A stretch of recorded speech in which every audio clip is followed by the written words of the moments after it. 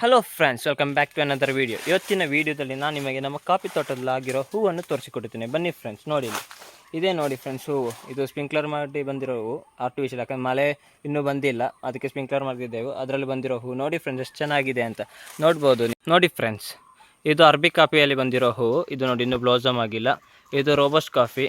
ನೋಡಿ, ರೋಬಸ್ಟ್ ಕಾಫಿಯಲ್ಲಿ ಬಂದಿರೋ ಹೂವು, ಸ್ಪ್ರಿಂಕ್ಲರ್ ಮಾಡಿ ಬಂದಿರೋದು. ನೋಡಿ ಎಷ್ಟು ಚೆನ್ನಾಗಿದೆ ಅಂತ. ಫುಲ್ ಹೂವು ಬಂದಿದೆ ಮತ್ತು ನೋಡ್ಬೋದು ನೀವು ಎಷ್ಟು ಚೆನ್ನಾಗಿದೆ ಅಂತ ಎಲ್ಲ ವೀಡಿಯೋದಲ್ಲಿ. ನೋಡಿ ಫ್ರೆಂಡ್ಸ್, ಇವಾಗ ಒಂದು ಸತಿ ಹೂವು ಬಂದರೆ ಸಾಕಾಗಲ್ಲ. ಯಾಕಂದರೆ ಇದು ನಾವು ಫಸ್ಟ್ಲೇ ಮರ್ಗಿದ್ದೀವಲ್ಲ, ಇನ್ನೂ ಪುನಃ ಒಂದು ಬ್ಯಾಕಿಂಗ್ ಅಂತ ಕೊಡಬೇಕು. ಯಾಕಂದರೆ ಇನ್ನೊಂದು ಸತಿ ಅದು ಒಂದೊಂದು ಸತಿ ಮಳೆ ಬರ್ತದೆ, ಇಲ್ಲಾಂದರೆ ಸ್ಪ್ರಿಂಕ್ಲರೇ ಮರ್ಗ್ತೇವೆ. ಅದು ಬ್ಯಾಕಿಂಗ್ ಮಾಡಬೇಕು. ಆಗ ಫಸಲು ಸ್ವಲ್ಪ, ಯಾಕಂದರೆ ನೋಡಿ ಎಲ್ಲ ಹೂವು ಬಂದಿರಲಿ. ಇವಾಗ ನಿಮಗೆ ಎಕ್ಸಾಂಪಲ್ಗೆ ತೋರಿಸ್ಕೊಡ್ತೇನೆ. ನೋಡಿ ಫ್ರೆಂಡ್ಸ್, ಇಲ್ಲಿ ನೋಡಿ, ಇದನ್ನು ನೋಡಿ, ಇದರಲ್ಲಿ ನೋಡಿ ಇನ್ನೂ ಹೂವು ಬಂದಿಲ್ಲ. ಇದು ಹೂ ಬರಬೇಕಂದ್ರೆ ಇನ್ನೊಂದು ಬ್ಯಾಕಿಂಗಲ್ಲಿ ಬರ್ತದೆ. ಅದಕ್ಕೆ ಇನ್ನೊಂದು ಸತಿ ಸ್ಪ್ರಿಂಕ್ಲರ್ ಮಾಡಬೇಕು. ಈ ವಿಡಿಯೋ ನಿಮಗೆ ಇಷ್ಟವಾದಲ್ಲಿ ಕಮೆಂಟ್, ಲೈಕ್, ಶೇರ್ ಮತ್ತು ಸಬ್ಸ್ಕ್ರೈಬ್ ಮಾಡಿ. ನನ್ನ ಚಾನಲಿಗೆ ಸಪೋರ್ಟ್ ಮಾಡಿ ಫ್ರೆಂಡ್ಸ್.